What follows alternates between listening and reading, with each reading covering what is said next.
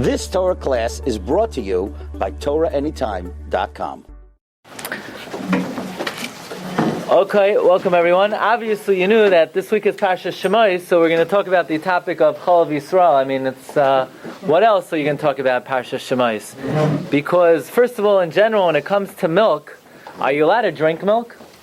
So why can't you drink milk? Well, milk doesn't come from a dead animal. Milk comes from a live animal. Maybe it's Ever Menachai. Say, what are you talking about, Ever Menachai? Yeah, the Gemara in Bechayros wants to know, what's the makar? You're allowed to drink milk. Maybe milk should be Ever Menachai. And the Gemara says that the source that you're allowed to drink milk is from this week's Parsha. The Torah says that Rabbi promises Moshe Rabbeinu, you're going to come to Eretz Zavas Chalav Adavash, a land flowing with milk and honey. Now, if milk was Ever Menachai, why in the world would Rabbi praise Eretz Yisrael that's flowing with milk and honey if you can't even drink the milk? It must be, it's a raya from the pasuk in this week's Parsha, you're allowed to drink milk. But on the other hand, we also find that Moshe Rabbeinu, when he is presented to the Egyptian wet nurse, he's not interested in drinking. Moshe Rabbeinu was makbid on Chalav Yisrael, or Chalav Yisraelis. So that brings us very obviously to the topic of Chalav Yisrael, Parsha Shemos. And I know a lot of people were very hesitant to come because whatever little pleasure you have left in life is this rabbi, the new rabbi, he's not even here yet, and he's already going to be telling me I can't have Chalav Stam. Maybe we need to see, figure out what we're getting into before he even comes. The Haftarah invitation, I don't know if it went out, but I know a lot of people wanted to clarify before they send out the invitation whether, we can even bring this guy in. So, tonight we're going to speak about the topic of Chalav Yisrael. The Mishnah says in Masechta Avodah Zarah that there's certain things that are asur to eat, but they're not asur b'hana. And number one on the list says the Mishnah Avodah Zarah, Daf Lamed Hey Amud Beis, Chalav shechilvoi Oived koichavim, milk that was milked by a guy, ve'ein Yisrael royehu, without Jewish supervision. So the Mishnah says that if you have milk and it's kosher, but you don't have Jewish supervision, cannot drink the milk. It's an Isur D'Rabbanan. Now, first thing we have to know is when it comes to Isurei D'Rabbanan, how chamor are Isurei D'Rabbanan? Well, the answer is how much money does one have to give up not to violate Isur D'Rabbanan? $100, $1,000, $1 million. The answer is you have to give up all your money. Well, a Jew is obligated to give up all of their money not to violate Yisrael Drama, which includes Chalav Akum. That means if somebody says, here, drink some Chalav Akum, otherwise I'm going to take away all your money, you got to give up all your money. Nobody argues, there's no dissenting opinion. This is not I'm not telling you a chumrah. It's a halacha and Shulchan Aruch that you have to give up all your money. Now the question is, why do you need Jewish supervision? I mean, a cow is kosher. The milk that the cow produces is kosher. So the Gemara says on that blot, on Lamed Hey Amud Beis Masechta Avodah Zarah, that we're worried that maybe some non-kosher milk got mixed into it, whether it's the milk of a pig, milk of a horse, milk of a donkey, and these are davar hayotze minha asur is asur, and therefore we're worried that maybe the milk of a non-kosher animal got mixed in. Okay. And in fact, it's Paskin and Shulchan Aruch in Yeridea, Simin Kuf Tesvav, look at number 3. Chalav shechilvoi oived koichavim, milk that's milked by a guy, ve'ein Yisrael ra'eyo, asur, it's prohibited. Shema yiroiv by chalav tamei. Maybe he mixed in tamei milk. Okay? This is halacha in the Gemara, it's halacha in Shulchan Aruch. Nobody argues. Everybody agrees that Chalav Akum is an Isur D'Rabbanan, and you have to give up all your money not to violate it. Finished. So that's it. We're done for the night. Pretty clear. There's no machlokes. So one topic nobody argues on. There are no dissenting opinions. Fine. We're done with Chalav Akum. Let's move on to the next topic. Let's talk about Gevinat Akum. Well, Gevinat Akum, if you look in the cheese of a guy, cheese produced by a guy, the Mishnah says in Avodah Zarah Daf Chav Tes Amud Beis, number 4 on your sheet, Hamorias. Morias is some type of drink made out of fish oil that has little pieces of fatty fish in it. And we're worried maybe some wine of a guy got mixed into it. Or Gevinas based on Yaiki Shaladicham, or the cheese of a guy. Asurin are Asur, V'Yisurin Isra Hana, they're also Asur B'Hana. And the Chachamim say they're not Asur, it's not Asur B'Hana, but still the cheese of a guy is Asur. And they go, and the Mishnah wants to know why. Why is cheese produced by a guy asar? Amar loy.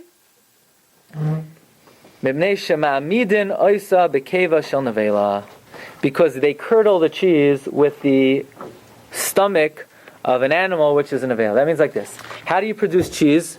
To produce cheese, you need rennet.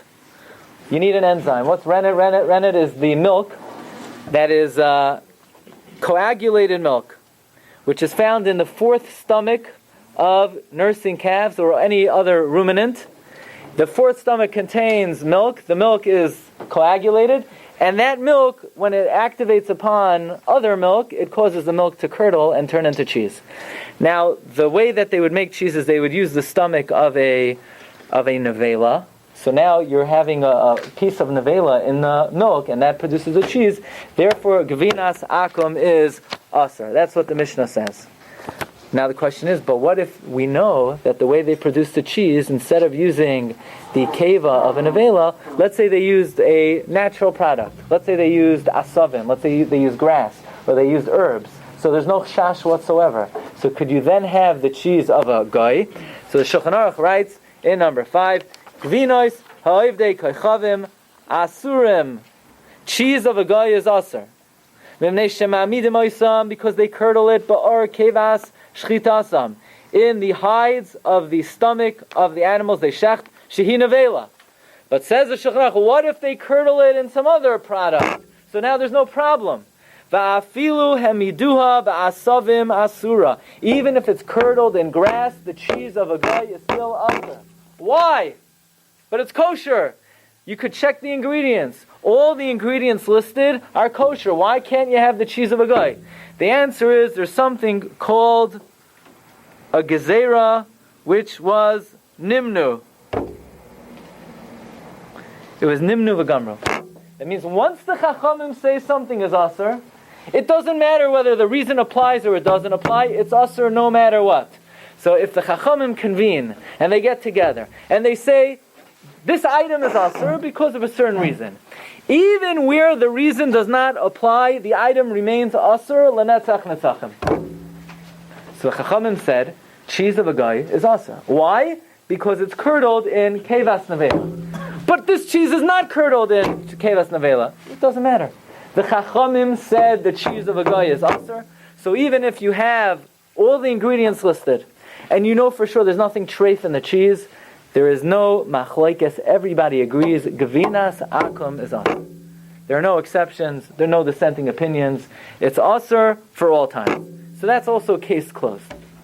The big shaila that we have to know is Gevinat Akum was nimnu v'gamru. That means the Rabbanon convened and they asur the cheese of a guy no matter what, even where the reason does not apply. That's what the Shulchan Aruch says. Afilu hemidua ba'asavim asura. The big question is, what about milk? Milk, why is Chalav Akum asur? Because we're worried maybe the milk of a non-kosher animal got mixed in. What about a situation where there's no chash that the milk of a non-kosher animal got mixed in? You know, on this farm, there are no pigs, there are no horses, there are no donkeys, there are no camels. There are only cows. So there is no chash in the world that any other milk got mixed in. Do we say that Chalav Akum is nimnu v'gamru, which means the chachamim asur it for a certain reason, but even where the reason doesn't apply, it's still asur? By the way, the pizza is Chalav Yisrael. Do we say Chalav Yisrael, Chalav Akum is asur no matter what, even where the reason does not apply? Or do we say no? Chalav Yisrael is different. Chalav Akum is different than Gevinat Akum. Gevinat Akum is nimnu v'gamru. Gevinat Akum is universal. Gevinat Akum was a unilateral gezerah, despite whether the reason applies or not. But Chalav Akum was only asur in a situation where there's a chash, maybe some non-kosher milk got mixed in. If there's no concern that some non-kosher milk got mixed in, then maybe Chalav Akum would be mutter. Right? That's the issue at hand. Gvino, for sure, is something which is called nimnu v'gamru. The shaila is about Chalav. Is Chalav universal, no matter whether the chash applies or not? Or is Chalav only in a situation where the chash applies, and not in a situation where the chash does not apply? Well, the Kesef Mishnah, Rabbi Joseph Kara, the Mechaber, the Beis Yosef, he writes in Hilchos Machalis Asuros, Lachein Nirali, Dikshem Shenigzera Gezera Al Gevinas Hagoyim, Umishum Hachi Ein La Shum Takana. Just like there's a gezerah on the cheese of a guy, regardless of whether there's any chashash, says on the third line, V'taima mishum dekivan degazu bar rabbanan loy plug b'mosayu. Once the rabbis make a decree, it doesn't matter whether the reason applies or it doesn't apply. So too, when it comes to milk, says the Kesef Mishnah, 5 lines from the end, Avo Gevinas Hagoyim. Af al pi shenoide shekolu kol tzach tzuchei chalav shaba. Even where there's no chash when it comes to the cheese, it's asur lefisha sasam gazray al Gevinas Hagoyim b'chol gavnei hachenami chalav shel goyim gazru olav asru stam because of a chash. In other words, the Beis Yosef writes that even if there's a farm and there are no horses and there are no camels and there are no donkeys, and you know basically that this is cow's milk, Chalav Akum is Asur Midrabanan, even if there's no Jewish supervision, the milk is Asur. Say, what do you need Jewish supervision for? What are you watching? There's no chash. Doesn't matter if there's a chash or not. The Rabbanon said you need a Jew to watch the production of the milk. That is how the Beis Yosef paskins, that even if there is no concern whatsoever that there's any impure additives to the milk, Chalav Akum Asura. However, the Radvaz, Rav David ben Zimra. David ben Zimra was the Rav in Cairo for 40 years. He wrote more than 2,500 shuvos. He's the Rebbe of the Arizal, the Rebbe of the Shita Mekubetzes. Says the Radvaz in Chelek Daled, Siman 1147. She'ela oid sha'alta, chalav shechil v'yakum ein yisor. If a non-Jew milks a cow, ve'ein sham davar tamei she'yadea zeh beveiror. Let's say you know for sure there is no impure milk. Kagoin she'ein b'makom loy gamal v'loy chamor nekeva.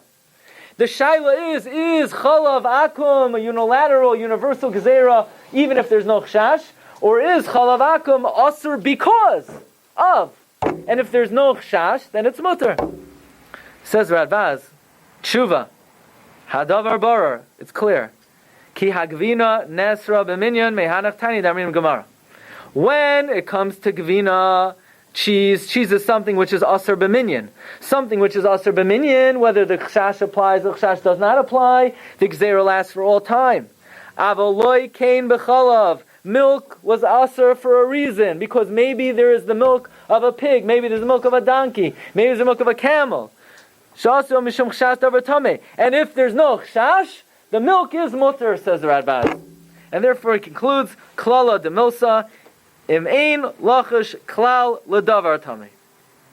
Afilu shem zadam mutter, if there's no chash of treif milk, you could drink the milk. So basically, we have a tremendous machlokes between the early achronim, whether Chalav Yisrael is universal enactment, even if there's no chash, or the Radvaz holds no. Chalav Yisrael is only required if there's a legitimate concern that maybe the milk of an impure animal got mixed in. If there's no concern, you don't need Chalav Yisrael. One of the great achronim that everybody knows today is the Pri Chadash. Pri Chadash, Mr. Brewer quotes Kamad every page. Everybody knows the Pri Chadash, Reb Chizkiah di Silva. Lived in the 17th century. He lived only 39 years. Pri Chadash lived from 1659 to 1698. He's buried now right next to the Ar Chaim HaKadosh. But during his tenure, he was not universally accepted. First of all, he had a certain offer, a very prestigious offer, a very lucrative offer to be the Rav of Amsterdam, which he turned down. He went for the Prabha, they voted him in, they gave him a contract, they offered him big bucks, and he turned it down. Why? Because he realized that he couldn't give them Musar. They were not going to be open to Musar. They said, yeah, but you'll be comfortable, you'll have a house right next to the shul, everything will be good. But he said, but I can't give you Musar. And he turned down the job. The Chida writes, 100 years later, Ashrei chelkoi ba'olam haba. Fortunate is he, because a Rav who takes a job in a place where he knows he can't give Musar, he cannot take the job. So Pri Chadash did not think that, and for all eternity he's praised that he turned down the Rabbanos of Amsterdam. But anyway, when he went to Amsterdam, it had nothing to do with any situations over now. When he went to Amsterdam, he noticed that nobody in Amsterdam drank Chalav Yisrael. Nobody was makbid on Chalav Yisrael. And the question was, what do you mean? It's an Isser D'Rabbanan. Chalav Akum is Isser D'Rabbanan. So the Pri Chadash said, in Amsterdam, they follow the psak of the Radbaz, that Chalav Yisrael is only required if there's a chash of pigs, of camels, of donkeys. In Amsterdam, they don't have pigs walking down the street. They don't have donkeys walking down. There are no camels, so there's no chash. And therefore, the Pri Chadash, by the way, you should know, the Pri Chadash's Sfarim were put in Cherem. He wrote a Sefer, Pi Kabbalah, and in Mitzrayim, the Rabbanan in Mitzrayim, they issued a Cherem. They cannot open up the books of Rav Chizkiah di Silva. The Pri Chadash that every Jew in the world learns today, Pri Chadash's Sfarim, you look in the Ginas of Varadim, Klal Gimel, in Yeridea, Ois Gimel, the Rabbanim in Mitzrayim, they put the Sfarim, the Pri Chadash in Cherem. The Chida writes that the Hashgacha Pratis was that the primary disciple of the Pri Chadash was Rav Shlomo Al-Ghazi. Rav Shlomo Al-Ghazi then became the chief rabbi of Egypt. As soon as he became the chief rabbi of Egypt, his first takana was that everyone has to follow his halachas. Where did he get his halachas from? The Pri Chadash. So Mitzrayim, they put all the svarim of the Pri Chadash in Cherem. Next thing is, the next generation, the entire Mitzrayim are converted into the most adherent followers of the halachas of the Pri Chadash. So the Chidah says, you see the Hashgacha Pratis. Sometimes you have a certain figure who he's not accepted. Says the Chidah, just wait. One day, he'll be the main authority in that place where they cast him aside. Okay. So Pri Chadash says in number 8, V'nemtzeinu l'meidim, you see like halfway down, where it's bold, V'nemtzeinu l'meidim, Shedinoi mamish kedin moria shel goyim, Shasru mishum taruvas yayim, Hachanami im chalav tamei eina nimtzum hakam echad, if you live in a city where they don't really have treif milk, or if the treif milk is more expensive than the kosher milk. If the treif milk is more expensive than the kosher milk, you don't have to be worried that a guy is going to put treif milk in the kosher milk. He's not stupid. Why would he want to lose money by putting treif milk into the kosher milk? So therefore says the Pri Chadash, any situation where you're not choishesh, maybe treif milk was mixed in, you don't need Chalav Yisrael. So then he writes, on the first wide line over here, towards the end, V'chein matzasi haminog pashid pai Amsterdam. If you go into the city of Amsterdam, which he didn't take the Rabbanas, but if you go there, nobody is makbid on Chalav Yisrael. V'chein hakti ani, neither am I. I'm not makbid on Chalav Yisrael. I don't care. Zulas ktsas yechidim anosarim. There are only a few individuals that are makbid on Chalav Yisrael. Why? Because they're in Amsterdam, they're soymech on which shita? The Radvaz, not like the Kesef Mishnah. Now you need to know some history. The Jewish community of Amsterdam in the 17th century were all Gerushe Sfarad. Were all Sfardim who left Spain, went to Portugal, made their way to Amsterdam. A little bit strange that a Sephardic community is following the Radvaz over the Kesef Mishnah. But in fact they did. Comes Chsam Sofer. Says Chsam Sofer. The Pri Chadash is saying in Amsterdam, they're not makbid on Chalav Yisrael because they're soymech on the Radvaz? That's because they're Sfardim, says Chsam Sofer. Sfardim, they follow the Radvaz. But Ashkenazim, we don't follow the Radvaz. Says Chsam Sofer, we follow Rashi and Shas, who says that this is a universal decree, even if there's no Chash. We follow the Ramah. The Ramah says Chalav Akum is also even where there's no Chash. We follow the Kesef Mishnah. Says the Chsam Sofer, even if the halacha was like the Radvaz, even if the Shulchan Aruch was like the Radvaz, Minhag, Ashkenaz, Kabbalah, obviously the Chsam Sofer writes in Yeridea Sim Kuf Zayin, the top left-hand column, says the Chsam Sofer, Mikol Makom, Kivan, Diyesh, Deya, Lahachmer, Kvar Kiblu, Avoiseinu, Aleim, Ka'isa Deya, Va'asar, Aleinu, B'nei Ashkenaz, Medina. The B'nai Ashkenaz do not follow the Radvaz. The B'nai Ashkenaz follow the Ramah and the Kesef Mishnah, that even where there's no Chash that Tamei milk got mixed in, we are noiheg to follow Kesef Mishnah that Chalav Yisrael is always required. Says the Chassam Sofer, in my opinion, since the minhag of the Ashkenazim is to follow Kesef Mishnah, then think about what we're doing. We're saying, even though there's a paisek, namely the Radvaz, who says that Chalav Yisrael is not required if there's no chash, but our minhag is to follow who? Our minhag is to follow Kesef Mishnah. Any minhag that a community has the status of a neder. Says the Chassam Sofer, in my opinion, Chalav Akum is an Isser D'Oraisa. Why? Because it's a custom of the Jewish people, and anything the Jewish people accept upon themselves is tantamount to a neder. And therefore, says the Chassam Sofer, it is my opinion that Bnei Ashkenaz are required to be makbid on Chalav Yisrael biblically. Which pasuk? It says in the Chumash you have to have J and J's. It says the pasuk is, Layachel Devarai, don't break your word. Jewish people accepted upon themselves to Chalav Yisrael. If you're a Sfardi, you could follow the Radvaz. If you're an Ashkenazi, our minhag is to follow the Kesef Mishnah. Says the Chassam Sofer, an amazing chap. Says the Chassam Sofer, it depends how you view it. If we view it that the halacha is like the Kesef Mishnah, that Chalav Yisrael is required midina even where there's no chash, then Chalav Yisrael would be required only midrabanan, and Chalav Akum would be nisar drabanan, because we paskin that we have to be makbid on Chalav Yisrael even if there's no chash. But if we paskin meikar adin like the Radvaz, and we're noyeg to be machmir like the Kesef Mishnah, that minhag is like a neder, and then it would be an Isser D'Oraisa. So it comes out, being lenient on the matter, paskening like the Radvaz, brings a chumrah on us. Because now the reason why we're machmir is because we accepted upon ourselves which is tantamount to a neder.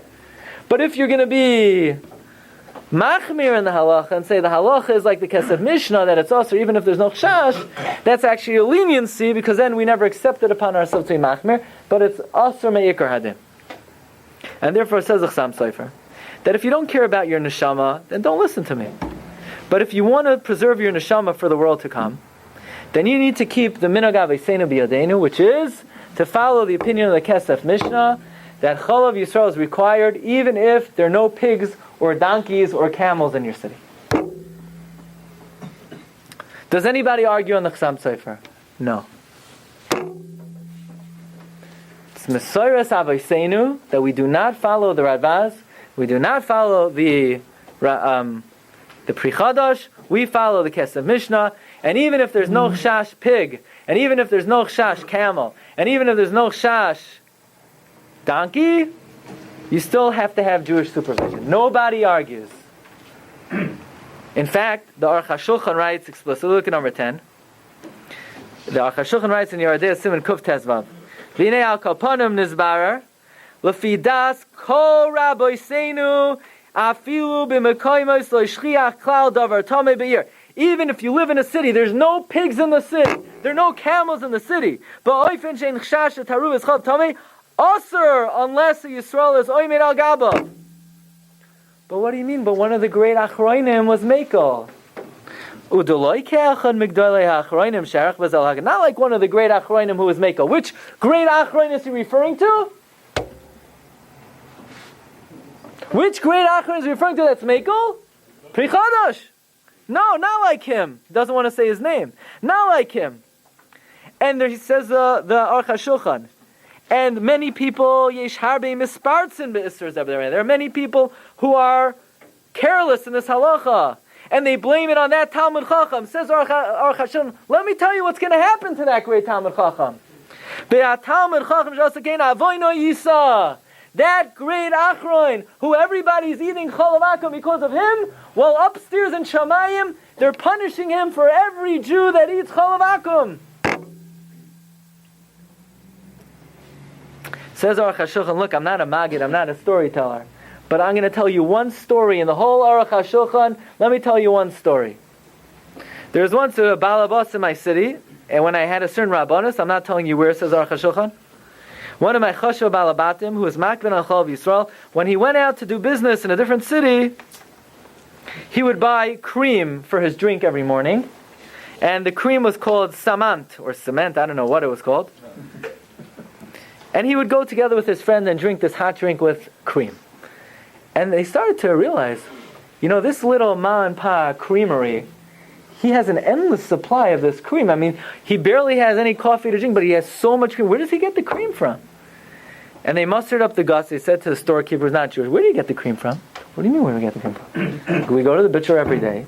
Whatever leftover brains that he has from the behemoths, we take it, we put it in the blender, and we throw it into the milk. So our milk is the creamiest milk in the world. And this Baal Abbas almost lost it. His whole life he's drinking not only Chalav Akum, not only Nevela, Basar b'Chalav. Why? Because he did not understand that when the Chachamim make a decree, even if they say the reason is because of pig, even if there are no pigs and there are no cows, no donkeys, you never know. There are millions of reasons why it's asur. The Chachamim are only megale one of the reasons, and therefore the Chachamim say you can't drink Chalav Akum, even where the reason doesn't apply. Says Aruch HaShulchan, don't blame it on that gadol. That gadol is going to carry on his shoulders the averos of all the Jews who are not makbid on the Salah. And then Aruch HaShulchan has some choice words for the Jews of America. And he writes in parentheses, especially in America, there are a lot of pigs walking around the street, and there are a lot of people drinking pig milk. So certainly in America, says Aruch HaShulchan, you cannot drink Chalav Akum. Does anybody argue with the Aruch HaShulchan's assessment that all the Achronim say that even when there's no chashash, you still have to be makbid on Chalav Yisrael? The answer is no. It's unanimous that Chalav Yisrael is required even if pigs became extinct, and camels became extinct, and donkeys became extinct. We paskin, Chalav Yisrael is still required. So you say, but there's got to be some heter. I mean, there are a lot of Jews out there, a lot of very observant Jews, a lot of Erlich Yidden that are having OUD. Okay, so I didn't come here to make your life miserable. There's a famous heter, Rav Moshe Feinstein, Igros Moshe. Rav Moshe wants to know about dairy products that are produced by companies in the United States where you have something called Pikuach HaMemshala, which means you have government supervision, the good old FDA, where if a company violates regulations, they could be fined, they could be penalized, they could have their license taken away. Well, says Rav Moshe, are you allowed to rely on this heter? Say, what do you mean? How could you rely on the heter? We paskin like the Kesef Mishnah that even when there's no chashash that something tamei was mixed into the milk, still you need Jewish. You need, the Chachamim say, you need a Jew to watch the production of the milk. To this, Rav Moshe has his major chiddush. Rav Moshe says throughout Shas, you have a concept of anan sahadi. We are witnesses. For example, says Rav Moshe, let's say a woman, you need Eidei Kedushin. So you have Eidei Yichud. So you have two people that see, they went into the same room. Yichud is not Kedushin. You need Bia. Nobody saw the Bia. The answer is that if the two people saw them go into the room, we know what happened. When you know what happened. Yeah, you know. That's circumstantial, but you didn't see it. Says Ramesh, you see from here, you see from the concept of Anan Sahadi, Yediyah Berura is tantamount to Re'iyah. Absolute, definitive knowledge is tantamount to seeing with your own eyes. Says Ramesh, it's well known that, let's say a man and a woman are secluded. So we say they're married. Why? Ein adam bayo bilasai bilasnos. We have a chazak, we have a presumption that the relation was for marriage and not for just some other purpose. Says Moshe, what do you mean ein adam bayo bilasai bilasnos? You didn't see the reason why they engaged in relations. You didn't actually see it. You're relying on a chazaka. How is chazaka seeing? The answer is, there's a rule. Absolute, definitive knowledge is like you saw it yourself. To the extent where, if this man and woman were together, and she would then go and marry someone else, she would not even need a get misafik from the second guy. Because we would say, bivados, ein adam bayo bilasa bilasnos to the first person, and they're married, vadai, she's married vadai to the first person. But you didn't see Kedushin. You don't have to see. Seeing doesn't have to be actually seeing with your physical eyes. Absolute knowledge is tantamount to Re'iyah.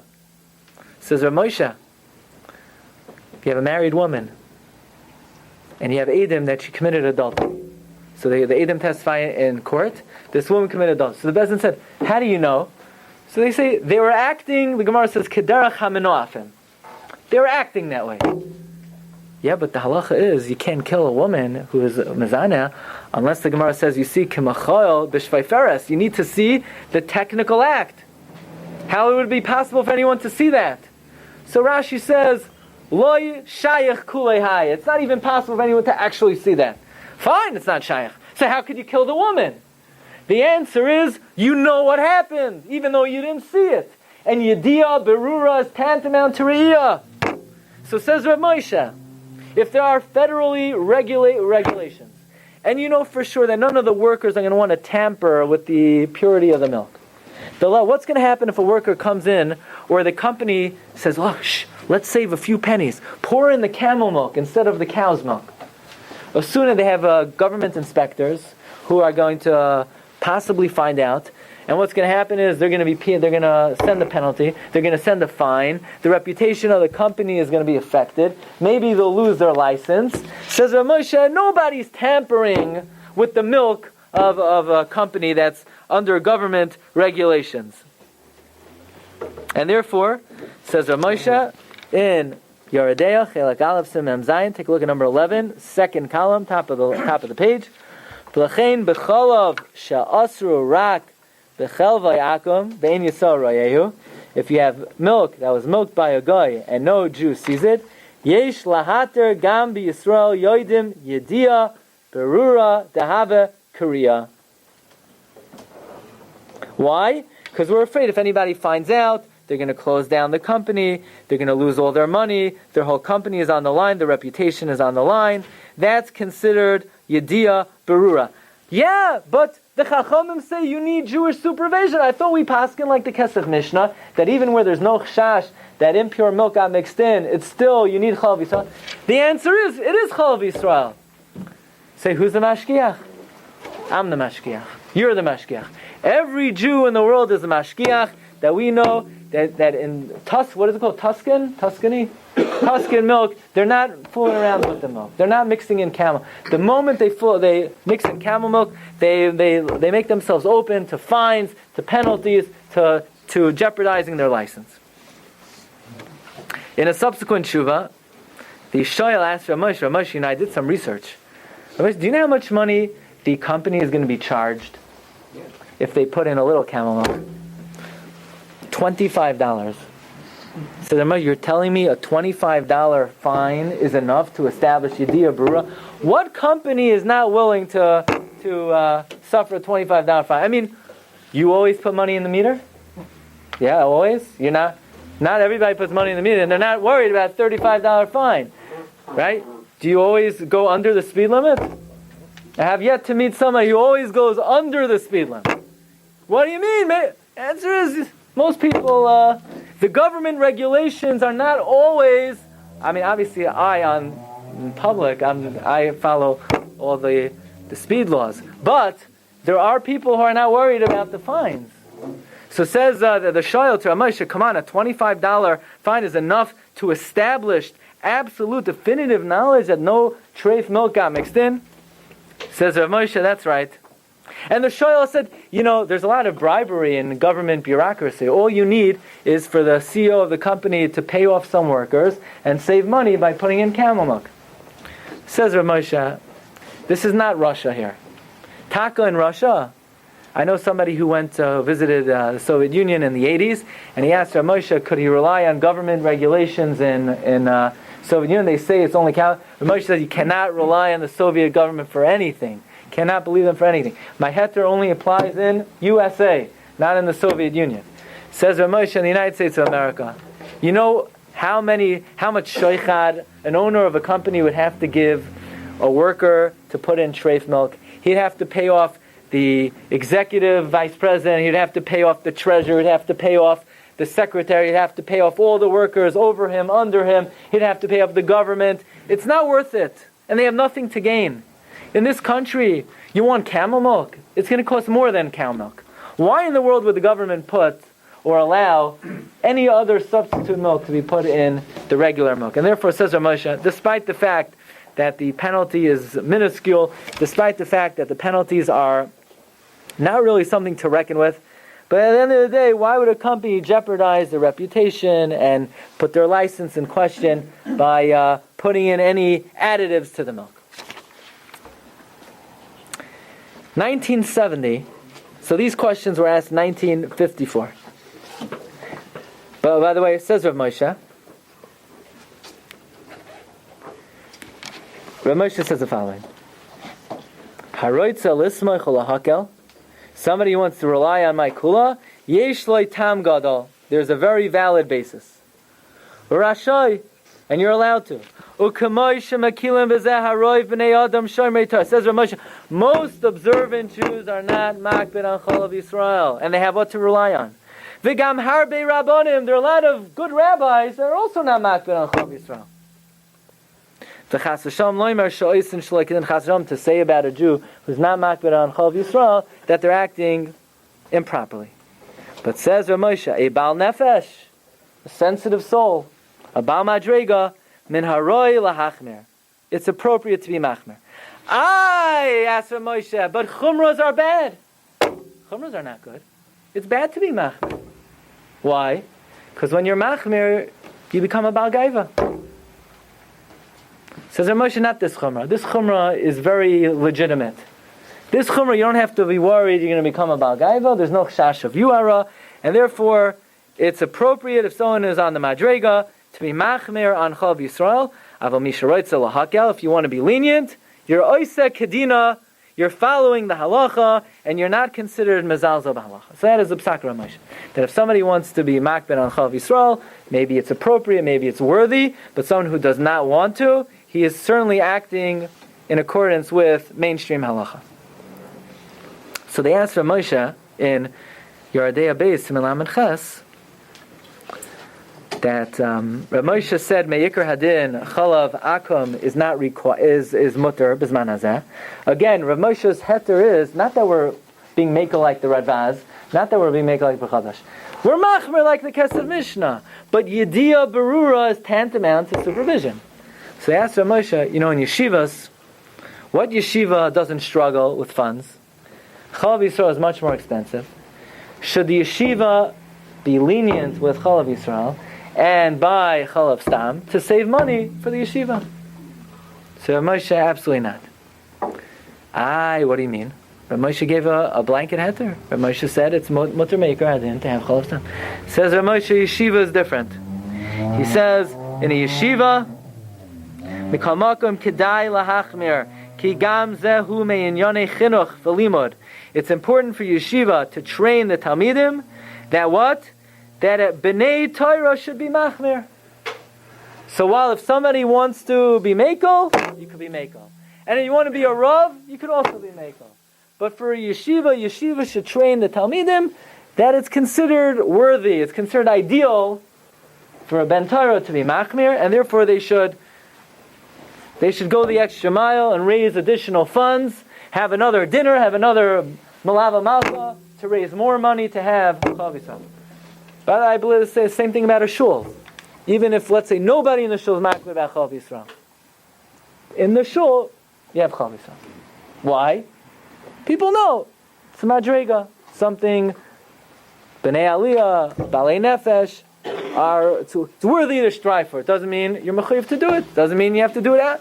The shul also is a makam chinuch for everybody. Okay. Now you should know not everybody bought into Rav Moshe's heter. Okay. The Chelkas Yaakov, Rav Yaakov Breish, who was Rav in Switzerland. Rav Yaakov Breish in the Chelkas Yaakov in Yeridei Siman Lamed Daled, Rav Yaakov Breish does not accept the heter of Rav Moshe. He was asked, could im yesh lahater b'chagavna lismach al rav mefursam shadaita notel hater? Can people rely on a rav mefursam? Who's this rav mefursam that's matir Chalav Akum? Obviously, Hagoin Rav Moshe. Rav Moshe not says Rav Yaakov Breish in his opinion in Aleph. He says be'emes Ein b'chol ra'yosav k'dei listar din ha'mefurish b'shulchan aruch. All the rayos of Rav Moshe are not sufficient to overrule and override explicit halacha and Shulchan Aruch that no matter if they're pigs, they're no pigs, they're donkeys, they're camels, there's a chumrah which has been accepted for many generations, like the Kesef Mishnah, to be makbid on chosos. So Rav Yaakov Reish does not accept Rav Moshe's leniency. In fact, he brings a story over here. This is where on page 4, top left-hand corner, he says that he spoke to Rav Moshe Soloveitchik, who is a grandson of Reb Chaim, who's also a Rav in Switzerland, a Shiva in Switzerland, that he heard the following story. Somebody who lived in Schweiz, where's Schweiz? Switzerland. And he used to send every morning his maidservant up to the Alps, up to the top of the mountain to milk the cow and bring it down. And one day he realized, it's a very far trip. And the air, the climate is not conducive for maintaining and preserving milk. How is it that every day she comes back with a full bucket of milk and the milk stays fresh? And one day he asked her, what's your trick? What's your secret? So she said, what's my secret? My secret is I put pig milk in the bucket every morning and that preserves the milk. So he says, you see from here how careful a person has to be. Even though there were no pigs around and there was no reason to suspect this girl of mixing anything into the bucket, nevertheless, you see, Kol Divrei Chazal, Chayim v'Kayomim, and even though, by the way, says Rabbi Yaakov Reish, in Switzerland, there were government regulations. And this girl who was mixing in the pig milk, she was violating government regulations. Doesn't matter, says Rav Reish, nobody cares about the government. Nobody follows government regulations. Everybody knows if the government catches them, says Rabbi Reish, you'll say, I put it in, I didn't know, I thought at 2% you're allowed to, 1% you're allowed to, this amount is okay, I was just lining the bucket, every excuse in the world. So, says Rabbi Reish, it would not be legitimate to say that Yediyah Berura is tantamount to Re'iyah, because there is no Yediyah Berura. And therefore Rabbi Reish says that the heter of Rav Moshe should not be accepted. He says that is the minhag in Switzerland, that all Shomer Torah mitzvahs are makbin on Chalav Yisrael. That's the minhag in England. That's the minhag in Antwerp.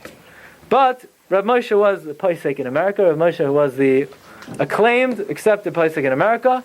And Rav Moshe said, it's mutter, you're not mezalza b'halacha, ukedai Rav Moshe lismay chalav.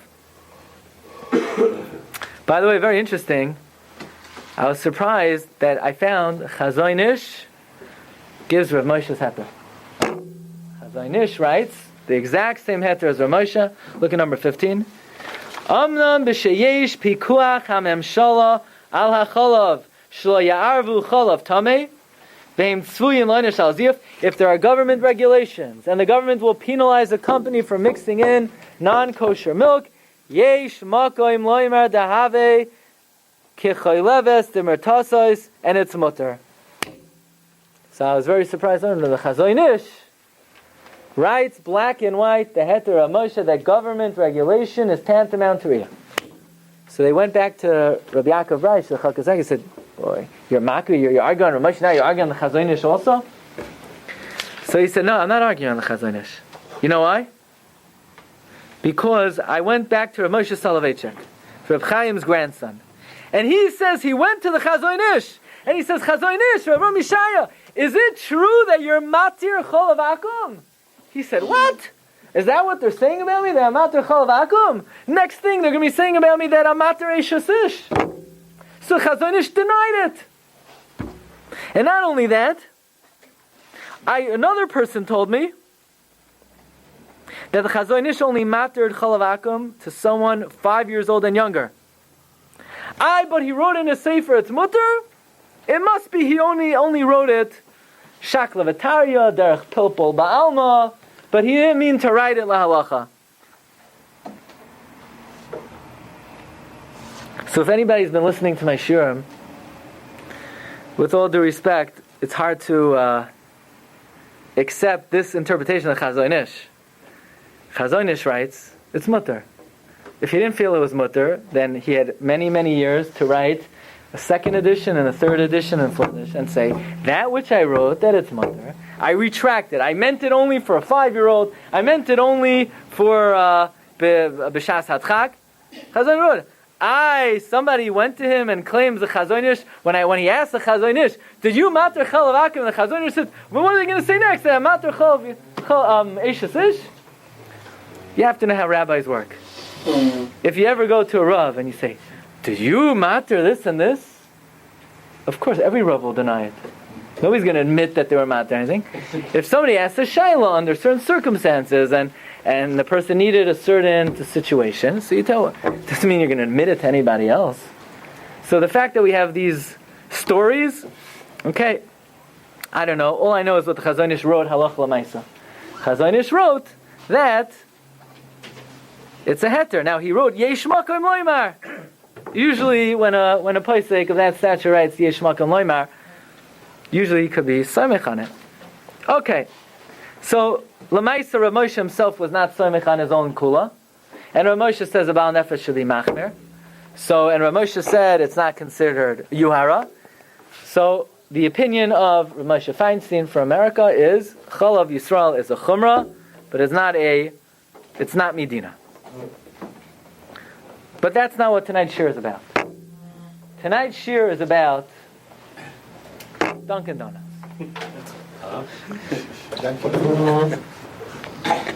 And they claim that America runs on Dunkin'.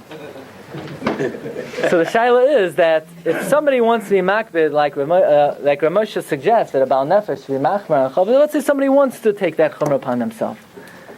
Now what? Then there's no more enjoyment left in life, there's no more Dunkin' Donuts, and there's no more Entenmann's, and there's no more Drake's, and there's no more other baked goods. Most baked goods, unless they're Haimisha, Hashgacha, are all OUD.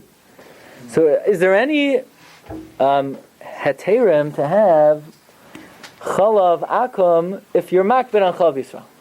So that's what we're going to talk about now, because it's important to know that the gezerah of Chalav Akum was for the milk of a guy. It is for the cheese of a guy. But butter is a different story. In fact, if you look in the Rambam in number 17, Hilchos Machalis Asoros Perek Gimel, the Rambam writes on the second line, Ois Tesvav, Hachemo shel goyim, butter, mixas goyinim etiros. Some goyinim say the butter of a guy is mutter, because they were never goyzer on the butter of a guy. You know why? Because treif milk cannot curdle, cannot produce butter. If you see butter, you know for sure it came from kosher milk. Now, it happens not to be true anymore. The scientists have invented ways to produce butter from treif milk. But back then, when they made these gzeros, it was physically impossible to produce butter from treif milk. However, the Rambam says, "Umiktsas hagoinim asrua." Some goinim aser the butter of a guy, because it is possible that some non-kosher milk got mixed into the milk that was producing the butter, and the majority of the milk is kosher milk, and it's the kosher milk that produced the butter, and you'll have some treif milk floating around in it. But what we see from here is, they never really asered chemas akum. They only asered chalav akum. They asered Gevinat akum. They did not aser the butter of a guy. So comes Rav Tzvi Pesach Frank, Rabbi Shel Yushalayim, one of the two people that Rav Vad Yosef in the Tshuvas calls him Pe'er Hadar.